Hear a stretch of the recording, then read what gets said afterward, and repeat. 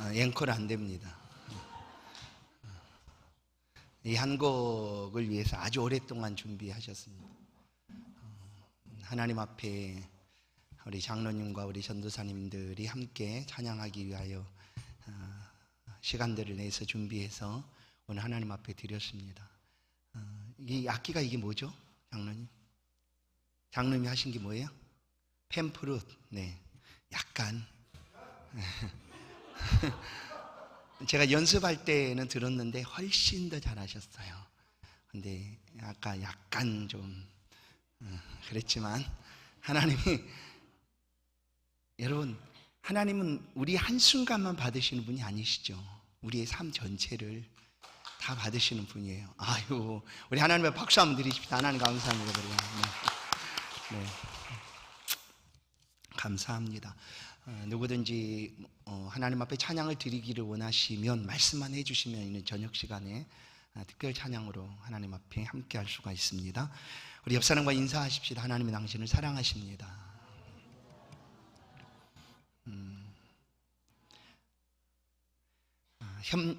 합력하여 선을 이루라 라는 제목으로는 말씀을 함께 나누겠습니다. 우리가 세상이 살기 좋다라고 하는 것은 그래도 참 좋은 사람이 많이 있어서 그렇습니다. 악한 일들이 많이 있다고 우리가 소식을 들을 때 참 마음이 안타깝고, 어떻게 저런 일이 하고 그렇게 눈살을 찌푸리기도 하고 마음을 치기도 하지만, 그래도 우리가 살고 있는 세상이 살만하다라고 느끼는 것은 그런 악한 일들보다 선한 일들이 많이 있기 때문입니다.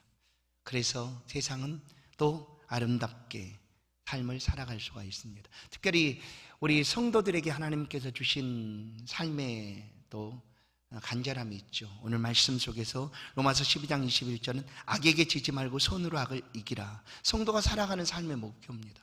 악에게 지지 말고 손으로 악을 이기라. 또 데살로니가전서 5장 22절은 악은 어떤 모양이라도 버리라. 왜냐하면 최소한 우리가 함께 살고 있는 이 땅에 성도로서 살아간다는 것은 선함이 더 크다라는 얘기예요. 선함이 더 크고 선한 일들, 곧 착한 행실들을 더 많이 할 수 있는 사람들이다. 예수님께서 너희의 착한 행실을 저희로 보게 하여 하늘에 계신 하나님께 영광을 돌리게 하라. 그게 바로 성도가 살아가는 삶의 자리의 모습입니다. 착한 행실들이 성도를 통하여 나타나게 될 것이고, 그 삶의 모습이 세상 속에 보여지고 드러나면 그것이 통로가 되어서 하나님을 알아갈 수가 있다는 거예요. 그래서 성도의 삶의 자리에서는 악한 모양을 버리라, 악은 모양이라도 버리라 라고 말씀하고 있다는 것입니다. 오늘 말씀은 선을 어떻게 이룰 것인가, 우리가 선을 이루어가는 삶이 우리의 삶의 또 하나의 목표일 수 있습니다. 왜냐하면 선한 분은 오직 하나님이시라고 말씀하죠. 어찌하여 나를 선하다 하느냐, 선한 이유는 오직 하나님이시다. 맞습니다. 선의 기준도 하나님이시고 선을 말씀하시는 분도 하나님이십니다. 하나님 그분이 오직 선하신 분이세요. 그래서 우리의 삶의 목표, 우리가 예수 그리스도를 닮아간다라는 것은 이 선하신 하나님 앞에 우리 또한 그렇게 닮아간다라는 거예요. 로마서 12장 17절 아무에게도 악을 악으로 갚지 말고 모든 사람 앞에 선한 일을 도모하라. 할 수 있거든 너희로서는 모든 사람과 더불어 화목하라 라는 거예요. 할 수 있거든, 할 수 있으면 그렇게 하라는 거예요. 참 어렵죠. 어렵습니다. 누군가가 나에게 날카로운 비수 하나만 딱 던져도 우리는 아마 쌍으로 아니면 더 많이 그냥 내보내고 싶은 게 우리의 마음이에요. 그래서 화목하기 싫고 그렇게 살고 싶지 않고, 내가 왜 예수를 믿었는가, 차라리 믿지 않았다면 나도 저 사람들처럼 더 많은 그냥 불화살을 쏘든지 그냥 독을 쏟아 놓든지 할 텐데 그러지 못하는 것이 안타깝다. 그러나 그것이 복이라는 것을 우리는 기억해야 돼요. 우리 예수 믿음이 복입니다. 그렇게라도 우리의 삶이 자제되고 또 하나님께서 우리에게 허락하신 그 삶을, 선한 행실을 가지고 살아갈 수 있다는 것이 얼마나 은혜이고 복인가. 오늘 성도의 삶은 연합하고 일치하는 것입니다. 함께하는 협력을 통하여 하나님 나라를 완성해 나가고 또한 주의 교회를 세워가는 것이다. 성도가 연합하고 일치한다는 건 참 어려운 일이기도 합니다. 그렇죠. 모두 다 다르기 때문에 그렇죠. 다양함이 교회 안에 있습니다. 그러나 이 다양함을 무시하고 일치만을 얘기하는 것이 아니에요. 그래서 모든 것을 다 인정하지 않습니까? 교회 안에는 남녀노소 다 어떤 사람도 모두 다 함께 참여할 수가 있고 그 안에서 하나님의 나라를 세워가는 일에 함께 동참할 수가 있습니다. 그것이 바로 교회 안에 다양한 사람들이 함께 모여서 일치, 연합하고 하나 되어 일치하여 하나님의 뜻을 세워가는 일들입니다. 본래 우리는 사람이란 존재죠. 사람은 쓸만한 존재가 사실 아니었습니다. 이 사람을 과소평가하겠다라는 그런 얘기가 아닙니다. 원래 그랬다는 거예요. 사람은 그렇게 쓸만한 존재가 아니었다. 그렇게 쓸만한 구석이 많이 있다라고 성경은 말하지 않습니다. 우리의 삶에, 사람의 살아가는 삶의 현 주소는 뭐냐면 죄인이고 또 사망 안에서 아무것도 할 수 없는 그런 존재였다라는 것을 말씀해 줍니다. 그래서 거기가 더 가까워요. 우리는 사실 죄 짓는 일이 더 쉽다라는 거예요. 죄 짓는 일이 훨씬 쉬워요. 여러분, 그 죄 짓는 일을 억제하고 선한 일을, 오늘 말씀한 선을 행하라, 또한 악에게 지지 말아라, 악은 어떤 모양을 버리라 하는 일들이 참 어렵다는 거예요. 왜냐하면 그것은 익숙해진 일들에서 벗어나야 되는 일이기 때문에 어려운 거예요. 그러나 우리는 원래 이 쓸만한 존재가 별로 아니었기 때문에 악을 행하는 일들이 훨씬 쉽습니다. 그래서 교회 안에서 자원해서 하나님 일을 하자 하면은 그것이 참 어렵다라는 거예요. 자원하기가 어려워요. 자원하는 일이 참 어려워요. 스스로 자원해서 하나님 일을 한다는 것이 굉장히 부담이 되고 어렵게 느껴진다라는 거예요. 그러나 성도 여러분, 우리가 이 죄로 인하여 이제 연약한 존재라는 사실을 아는 것 또한 그것이 지혜다라는 거예요. 그러면 그런 연약함 가운데서 우리가 그런 존재라는 것을 알 때 어떻게 거기서 벗어날 수가 있을까라는 것을 우리가 생각하게 되지 않습니까? 우리가 이 연약함을 이길 방법은 딱 하나밖에 없습니다. 죄의 권능을 이기고 죄의 능력을 깨트리는 유일한 방법은 예수 그리스도입니다. 요한일서 1장 9절에 만일 우리가 우리 죄를 자백하면 그는 미쁘시고 의로우사 우리 죄를 사하시며 우리를 모든 불의에서 깨끗하게 하실 거예요. 주 앞에 고백하고 자백하는 거예요. 우리의 죄를 고백하고 엎드리는 거예요. 인정하는 거죠. 그러면 우리가 이 죄에서 이길 힘을 얻게 됩니다. 죄에서 이길 힘을 얻게 된다. 요한일서 1장 7절 8절 앞절이요. 그가 빛 가운데 계신 것 같이 우리도 빛 가운데로 행하면 우리가 서로 사귐이 있고 그 아들 예수의 피가 우리를 모든 죄에서 깨끗하게 하실 것이요. 만일 우리가 죄가 없다고 말하면 스스로 속이고 또 진리가 우리 속에 있지 아니할 것이요. 그러니까 우리는 사실 죄로 인하여 그렇게 쓸만한 존재가 아니었지만 예수 그리스도로 말미암아 그 죄 사함을 받고 죄에서 이길 힘을 얻고 또 예수 그리스도께서 행하심처럼 우리가 빛의 자녀로 삶을 살아갈 수가 있게 되었다라는 거예요. 이런 삶을 살아갈 때 우리를 도우시는 분이 있습니다. 오늘 말씀을 함께 보았던 것처럼 성령 하나님이시죠. 우리 연약함을 도와주시는 분 성령 하나님입니다. 이 성령 역시 삼위 하나님 중에 한 분이시고 성령 하나님이시고 또한 이 성령 하나님을 우리는 이렇게 표현합니다. 하나님의 영이시다라고 표현하기도 합니다. 하나님의 영. 성령 하나님이 하나님의 영이시다는 거예요. 그래서 하나님의 마음과 뜻을 정말 잘 아시는 분이세요. 그래서 믿는 성도들의 삶에 이 성령 하나님과 동행하는 삶이 하나님의 뜻을 따라서 살아가는 삶이에요. 술 취하지 말라 이는 방탕한 것이요 오직 성령의 충만을 받으라는 것이 바로 그런 말씀입니다. 예수님께서도 우리 가운데 이 성령의 역사를 말씀하십니다. 이 성령 하나님은 오늘 우리가 기도하지 못할 그때에 우리를 위하여 하나님의 뜻을 따라 구하게 하십니다. 그래서 우리가 기도할 때 성령을 따라 구하라는 것이 성경의 말씀입니다. 성령을 따라 구하라. 유다서에도 있고요. 또한 에베소 6장에도 있습니다. 유다서 1장 20절을 보면 사랑하는 자들아 너희는 너희의 지극히 거룩한 믿음 위에 자신을 세우며 성령으로 기도하며, 성령 안에서 기도하며라고 우리 가운데 말씀을 합니다. 성령 안에서 기도하고 성령을 따라 기도하고 성령 충만함을 삶을 살아갈 때 본래 우리가 쓸만한 존재가 아니었던 우리들이 하나님 앞에 온전하게 쓰임을 받고 하나님의 나라를 세워가는 일에 사용될 수가 있다라는 것이 성경의 말씀입니다. 예수님께서도 이 성령이 오시면 그가 우리를 도우실 것이다라고 얘기합니다. 성령이 오시면, 그래 이미 그 성령이 우리 가운데 오셨습니다. 오순절 성령 강림의 역사를 통하여 믿는 자의 마음과 심령 속에 성령이 찾아오셨고, 그 찾아오신 성령은 영원토록 떠나지 아니하고 내가 세상 끝날까지 너희와 항상 함께 있으리라 하신 그 말씀 그대로 믿는 자와 함께 이 땅에서 함께 동행하고 계시는 하나님이십니다. 우리로 하여금 하나님의 뜻을 따라 살아가게 하시고 우리 안에 주신 그 뜻을 이룰 수 있도록 성령께서 날마다 우리를 위하여 도와주신다. 오늘 본문은 이 성령 우리를 위하여 말할 수 없는 탄식으로 기도하신다고까지 얘기합니다. 우리를 위하여. 예수님이 성령의 역사를 구하라고 또한 성령을 의지하라고 하신 말씀 중에 너희 가운데 성령이 임하시면 요한복음 14장 26절 보혜사 곧 아버지께서 내 이름으로 보내실 성령 그가 너희에게 모든 것을 가르치고 내가 너희에게 말한 모든 것을 생각나게 하리라. 여러분 2000년이 지난 그 예수 그리스도의 그 놀라운 은혜와 공로를 우리가 어찌 알겠습니까? 문서로 글자로 기록되었다고 우리가 그것을 그냥 그걸 읽는다고 해서 우리가 아는 것일까요? 절대 그럴 수 없습니다.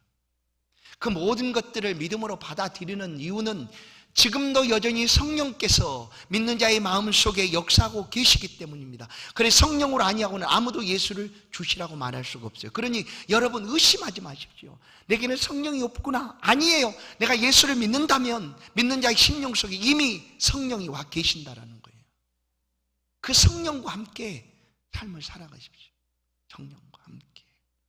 성령 하나님을 의지하시고 성령 하나님의 뜻을 따라서 구하시고 성령 안에서 구하셔서 성령께서 주시는 그 풍성한 은혜들, 성령이 와서 죄에 대하여 의에 대하여 심판에 대하여 내가 가르쳐 말한 모든 것들을 생각나게 하고 깨닫게 할 것이다 라고 예수님께서 말씀하신 그대로 지금 성령 하나님이 믿는 자의 심령 속에 함께 임하여 계십니다. 그래서 그분을 가리켜서 보혜사라고 표현합니다. 보혜사, 돕는 분이시죠. 우리의 가장 가까이서 우리를 돕고자 함께 있는 하나님, 성령 하나님이시죠. 그 성령의 역사를 의지하십시오. 이 29절 말씀을 우리가 같이 한번 읽어보겠습니다. 29절 말씀 본문에 같이 한번 읽습니다. 시작. 하나님이 미리 아신 자들을 또한 그 아들의 형상을 본받게 하기 위하여 미리 정하셨으니. 자, 여기까지 잘 보세요. 하나님이 미리 아신 자들을 또한 그 아들의 형상을 본받게 하기 위하여 미리 정하셨다. 미리 아셨다, 미리 정하셨다. 성경에는 이제 우리 장로교회 교리 가운데 예정이라는 교리가 있습니다. 이제 바로 이런 말씀들을 통해서 우리가 그 교리를 이제 얘기하는 거죠. 미리 아신 자들, 그뿐만 아니라 미리 정하셨다라고 얘기해요. 왜 그렇게 하셨는가? 오늘 하나님 말씀하기를 그 아들의 형상을 본받게 하기 위하여. 아들이 누굽니까? 예수 그리스도죠. 독생성자 예수 그리스도의 형상을 본받게 하도록 하기 위해서. 그래서 우리가 예수를 믿는다는 것은 이 아들을 닮아간다는 의미입니다. 아들을 점점 닮아가는 거예요. 그런데 이 아들이 행하신, 이 땅에서 행하신 일뿐만 아니라 하나님 앞에서 행하신 그 모든 것들을 우리가 닮아가는 것이죠. 닮아가는 거예요. 그러니 예수님은 하나님의 외아들이죠. 독생자 외아들입니다. 우리는 하나님의 아들이 본래 아니었는데 예수 그리스도를 닮아감을 통하여 하나님께서 우리에게 아들이라 불러주셨어요. 그 아들이 뭐냐면 양자의 영을 주셔서 우리도 하나님의 아들이다라고 불려지게 되었다라는 거예요. 뭐 때문에? 예수를 닮아가기 때문에 그렇습니다. 그래서 미리 아신 자들을 정하셨다. 아들의 형상을 본받도록 하기 위함이다. 이제 30절 말씀이 더 분명한 하나님의 놀라운 은혜입니다. 우리를 향한 확실한 은혜입니다. 30절 말씀을 다시 한번 읽겠습니다. 시작. 또 미리 정하신 그들을 또한 부르시고 부르신 그들을 또한 의롭다 하시고 의롭다 하신 그들을 또한 영화롭게 하셨느니라. 아멘. 보세요. 미리 정하신 그들을 부르셨다. 부르셨다. 우리가 하나님이 우리를 부르셨을 때 우리가 어떻게 반응할 수가 있었을까? 성령께서 우리 안에 역사하셔서 예수께서 문을 두드리실 때 우리의 마음이 열리고 예수 그리스도 영접해 한 거죠. 그런데 누구에게 이렇게 역사하고 계시는가 보면 분명하게 말합니다. 미리 정하신 그들을이에요. 미리 정하셨다. 미리 정하셨다라고 얘기해요. 그래서 요한복음 3장 16절을 우리가 말씀을 읽을 때 하나님이 세상을 이처럼 사랑하사 독생자를 주셨으니 이는 저를 믿는 자마다 멸망치 않고 영생을 얻게 하려 하심이라 할 때 하나님이 누구에게 그 아들을 주셨는가? 바로 미리 정하신 자들입니다. 정하신 자들. 그래서 하나님이 미리 정하신 자는 반드시 예수를 믿게 되어 있습니다. 보십시오. 말씀대로 미리 정하신 그들을 또한 부르시고 하나님 부르시는데 그래서 우리가 예수를 믿는 것에 있어서 하나님의 부르심은 불가항력이라고 표현해요. 불가항력. 그건 뭐냐면 내가 거절할 수 없다는 거예요. 내가 거절할 수가 없어요. 그 하나님의 부르심을 우리의 의지를 따라 우리가 오케이 아니면 노 할 수가 없다라는 거예요. 하나님 부르심은 그게 불가항력이라고. 그거를 거절할 수 없는 부르심이에요. 우리가 절대 거절할 수 없어요. 뭐냐면 믿는 사람은 곧 하나님이 정하신 사람이에요. 그래서 그 정하신 사람을 하나님이 부르신 거예요. 부르심의 시기와 때는 다를 수가 있겠죠. 어떤 사람은 어머니 모태에 있을 때 이미 부르심으로 하나님이 정하신 사람도 있을 것이고 또 어떤 사람은 떠나기 전에 하나님의 부르심에 그 부르심을 받을 수도 있습니다. 그러나 부르심의 때는 다를지라도 이미 정하신 것은 이미 언제 정하셨는가? 성경 분명하게 말합니다. 분명하게 언제? 창세 전이라고 얘기해요. 창세 전에. 좀 더 가까이 말하는 것은 내가 어머니의 모태의 형질로 이루어지기 전에요. 그럼 우리가 8주가 되면 임신하고 태아가 8주가 되면 8주인가요? 12주인가요? 8주인 것 같은데 생명이라고 얘기합니다. 8주가 되면. 그래서 그 생명을 죽이면 그게 살인이 되는 거죠. 그런데 그러기 전에 이미 하나님이 정하셨다는 거예요. 우리를 향한 하나님의 부르심입니다. 그래서 하나님이 미리 정하신 그들을 하나님께서 불러내신다는 거예요. 그래서 고린도전서 5장을 보면 성도의 본향은 어디인가? 본래 있었던 본향 어딜까요? 하나님 품입니다. 사실. 그래서 이 땅의 육신의 장막이 무너지면 하나님께 가는 거예요. 본래 있던 자리로. 부름을 받았던 떠나왔던 그 자리로 우리가 가게 되는 거죠.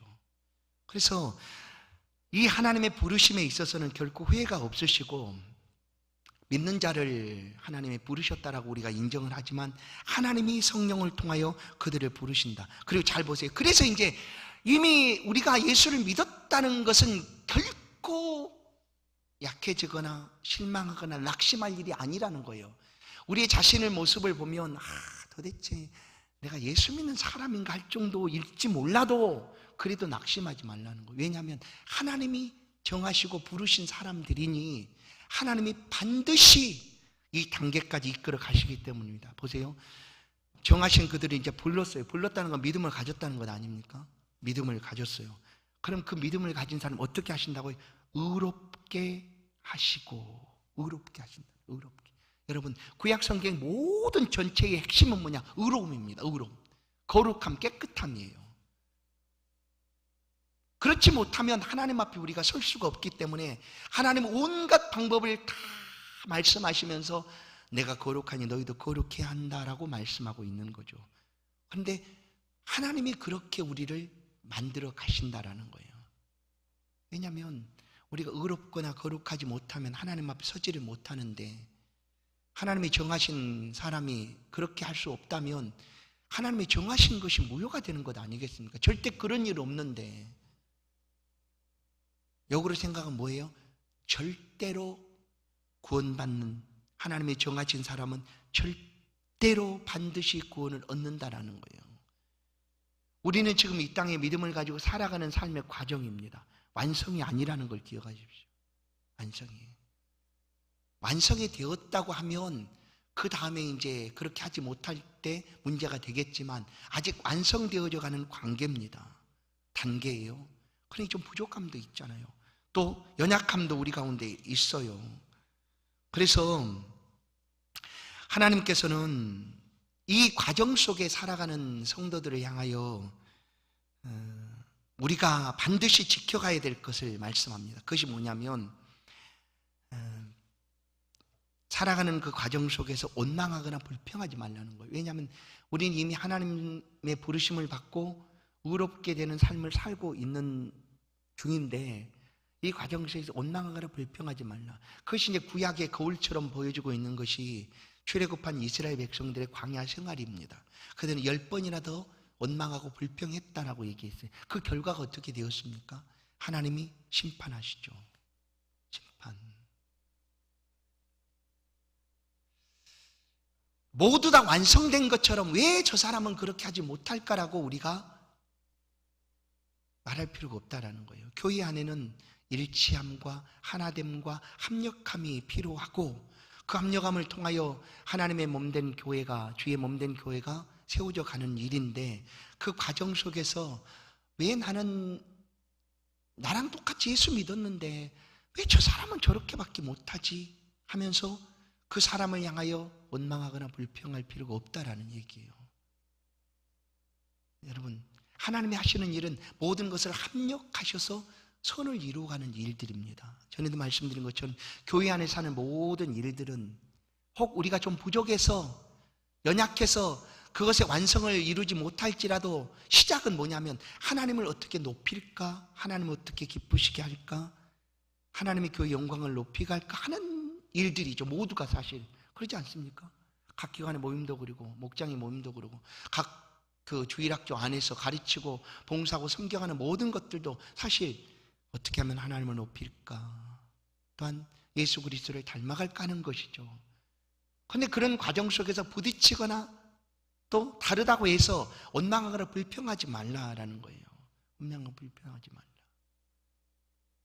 때로는 이 모든 것들이 합력하여 선을 이루신다. 그래서 믿는 자의 삶을 살아가는 동안 믿는 자가 행하는 모든 것들은 사실 실패하거나 또 실패라고 할 만한 것들이 하나도 없어요. 하나님은 그 있는 모든 것들을 다 받아주신다는 거예요. 믿는 사람을 통하여 하나님, 그가 행하는 모든 것들을 하나님께서 받으시고 하나님께서 의롭다 하심으로 받고 가신다는. 그 다음에 마지막 단계가 뭐냐면, 그들을 또한 영화롭게 하셨느니라. 영화롭게, 영화로운 존재로. 이 영화로운 존재를 우리가 어디서 말씀 속에서 볼 수 있냐면, 변화산에 나타났던 엘리야와 모세, 그리고 예수 그리스도께서 함께 이렇게 대화하고 있는 그 모습, 그것이 영화로운 모습이 아닐까. 그래서 얼마나 영화로웠는지 베드로가 여기 초막을 짓고 우리가 여기서 살고 싶습니다 할 정도로 영화로운 그런 장면이었죠. 믿는 모든 사람들이 바로 이렇게 하나님 앞에 서게 된다라는 거예요. 영화로운 자리까지 나아가게 됩니다. 그 과정 속에 우리가 살아가는 동안 우리가 때로는 부족해서, 때로는 실수해서, 또 그 실패라고 할 수 있는 그런 과정들이 다가온다 할지라도 결코 그것이 실패가 아닌 것은 하나님이 그 사람의 행한 모든 것들을 그대로 받으시기 때문입니다. 아까도 우리가 찬양을 드렸지만, 우리가 꼭 찬양이 곡조도 맞고 박자도 다 맞고 모든 것이 맞아야지만 그것이 완전한 찬양인가라고 말한다고 하면 저는 그렇게 생각은 하지 않습니다. 왜냐하면 우리가 하나님을 향하여 드리고자 하는 그 온전한 마음, 그리고 준비한 모든 시간들, 그것들이 하나님 앞에 드려지는 것이지 혹 실수할 수 있지 않습니까? 그렇다고 해서 그게 실패가 아니라는 거예요. 기억하십시오. 성도의 삶에 실패는 절대 없습니다. 왜냐하면 하나님이 그를 정하셨고 그를 부르셨고 그를 의롭게 하시고 마침내 영화롭게 하시기 때문입니다. 만약에 그 실패라고 한다면 하나님이 실패하시는 것 아니겠어요? 그러나 하나님은 실패하시는 분이 아니시죠. 하나님의 부르심에는 후회함이 없다라고 말씀하셨는데 그런 일이 있을 수가 없죠. 그러니 믿는 성도의 삶도 역시 실패가 없다라는 것입니다. 보십시오. 바울 일행이 빌립보 가서 복음을 전합니다. 그러다가 붙잡혀서 감옥에 갇히죠. 누군가는 그 해봤자 그렇게 얻어맞기나 하고 원망이나 듣고 불평이나 듣고 감옥에 갇히기도 하고 때로는 순교당하고 하는 그 실패 아니냐라고 말할 수가 있을 거예요. 그러나 그렇지 않다는 거예요. 하나님 일이 땅에 떨어져 죽지 아니하면 하나님 그대로 있고 죽으면 많은 열매를 맺느니라 하심처럼 하나님이 모든 것들을 합력하여 선을 이루어 가신다라는 거예요. 믿는 자의 삶뿐만 아니라 성들이 살아가는 모든 삶의 영광을 이루어 가신다. 나는 믿음으로 그냥 내 삶을 열심히 살아갔을 뿐인데 보십시오. 하나님 나라가 세상 속에 퍼져나가는 거 아니겠어요? 그게 하나님이 하시는 놀라운 역사입니다. 주 예수를 믿으라 그리하면 너와 내 집이 구원을 얻는다. 이 말씀이 이 바울 사도라 일행이 빌립보 감옥에서 그런 일들을 겪지 않았다면 이런 외침이 나타날 수가 있었을까? 간수장이 온 가족이 다 세례를 받고 예수를 믿는 역사들이 나타나게 된다는, 그러니까 실패를 통하여서도 하나님은 선을 이루어 가시는 하나님이시다. 때로는. 그래서 믿는 자의 삶의 자리는 하나님이 붙들어 주시는 자리고 또 거룩함으로 의롭게 바꿔 가시는 자리입니다. 그러니 낙심하거나 실망하지 마십시오. 나는 왜 이 정도밖에 되지 않을까라고 포기하지도 마십시오. 하나님이 행하십니다. 하나님이 마침내 30절 그 말씀 그대로 또한 그들을 또한 영원롭게 하셨느니라 라는 거예요. 우리가 좀 부족하면 하나님이 보충해 주십니다. 우리 교회 안에 성도들이 함께 연합하여 일들을 할 때 부족하면 하나님께서 보충해 주시겠죠.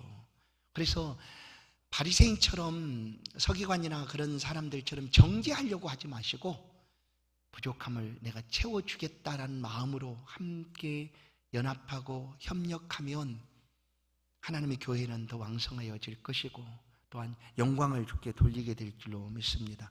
합력하여 선을 이루시는 하나님 놀라운 역사가 우리 성도들의 삶에, 개인적인 삶에 임하기를 간절히 소원합니다. 뿐만 아니라 성도들의 삶에 나타나서 성도들이 행하는 모든 삶들을 통하여 하나님의 나라가 확장되어지고 또 임마누엘 교회가 아름답게 쓰임받는 그런 놀라운 은혜가 있기를 간절히 소원합니다. 하나님 감사합니다. 좋으신 하나님, 우리를 있는 모습 그대로 받아주시고 또 우리가 믿음으로 하나님 인도하심과 하나님 행하심을 신실하게 믿고 의지하여 나아가오니 우리의 삶의 길에 하나님 동행하여 주시고 특별히 성령 하나님 처음부터 끝까지 우리를 붙들어 주사 흔들리지 않도록 또한 낙심하거나 실망하지 않도록 삶의 자리에서 하나님을 더욱 의지하여 우리 가운데 주신 모든 것들을 가지고 하나님의 선을 이루어가는 일에 쓰임받도록 우리의 삶을 지키시고 인도하여 주옵소서. 이 말씀 앞에 서 있는 우리 모두가 살아가는 삶의 자리에 착한 행실과 선한 행실로 하나님의 나라를 세워가며 드러내고 영광 돌리는 그런 한 주간의 삶이 될 수 있도록 인도하여 주옵소서. 예수 그리스도의 이름으로 기도하옵나이다. 아멘. 찬송 312장 21장입니다.